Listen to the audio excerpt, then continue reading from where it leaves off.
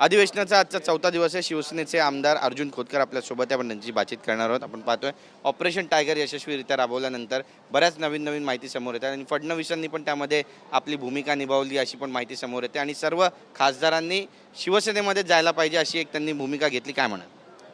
हे बघा, आता या सर्व ऑपरेशनमध्ये आमच्याकडं खूप मोठा सर्जन आहे, ते एकनाथ शिंदे आहेत आणि एक निष्णांत सर्जन असल्यामुळे मला नाही वाटत की कोणाची गरज आहे, काही आहे गरज। माननीय एकनाथ शिंदे हेच नाव काफी आहे। त्यामुळं एकनाथ शिंदे साहेबांनी त्यांच्या नेतृत्वावर लोकांचा विश्वास आहे आणि खरं तर ही जोडगोळी आहे माननीय फडणवीस साहेबांची, शिंदे साहेबांची। ते एकमेकाला पूरक आहेत आणि ते मिळून मिसळून काम करतात। एकनाथ शिंदे मोठे सर्जन आहेत, आणखी किती सर्जरी होणार आहे महाराष्ट्रामध्ये आणि आणखी काही खासदार आहेत किंवा आमदार आहेत जे आपल्या संपर्कामध्ये आहेत, नगरसेवक आहेत जे भविष्यामध्ये येतील असं दिसतंय? हे बघा, आमच्या मोठ्या सर्जननी सांगितलेलं आहे की आगे आगे देखो होता है क्या।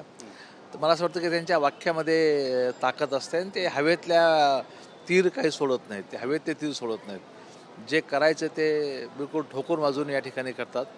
त्यामुळं मला असं वाटतं की एकनाथ शिंदे साहेब राज्यातला संपूर्ण वर्गामध्ये अत्यंत लोकप्रिय असणारा व्यक्ती माननीय एकनाथ शिंदे साहेब आहेत। आदित्य ठाकरे वारंवार त्यांचा मिंदे सरकार, मिंदे एकनाथ शिंदे म्हणून उल्लेख करतात, एकेरी उल्लेख करतात, हे कितपत योग्य आहे? नाही, आता खरं तर त्यांनी या गोष्टी सोडल्या पाहिजेत। आता खरं तर असं म्हणतात की लहान लेकराकडे लक्ष देऊ नये आपण। नक्कीच आपण पाहतोय की एक मोठा धक्का बसलाय, 6 खासदार ठाकरेंच्या पक्षातून आपल्या पक्षात आले त्यामुळे आणि पूर्ण त्यांची आत्मविश्वासच ढासळलाय। बघा, त्यांना कशानेच धक्का बसत नाही।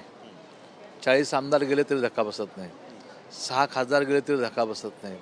परंतु हा धक्का राज्याने आणि देशाने पाहिलेला आहे। राज्यामध्ये आणि देशामध्ये किती मोठा धक्का बसलेला आहे, किती मोठ्या प्रमाणामध्ये लोकांच्या मनामध्ये जो तो कुतूहलाने विचारतो की 6 आले तुमच्याकडे, 6 आले।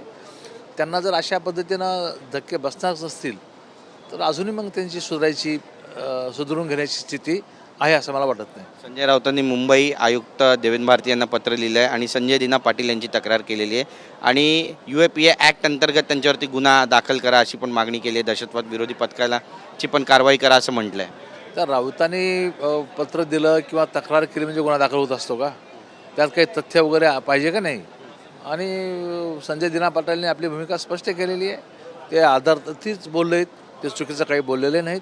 त्यामुळे मला असं वाटतं की ते आता त्यांचा तोल संपूर्णतः गेलेला आहे, ते काही वाचाळ वेळासारखे काही बोलू लागले आमची बातचीत केल्याबद्दल। तर आपण पाहतो आपली भूमिका या ठिकाणी मांडली अर्जुन खोतकर यांनी। कॅमेरा पर्सन योगेश गुरवसा, गिरीश गायकवाड, TV9 मराठी, मुंबई।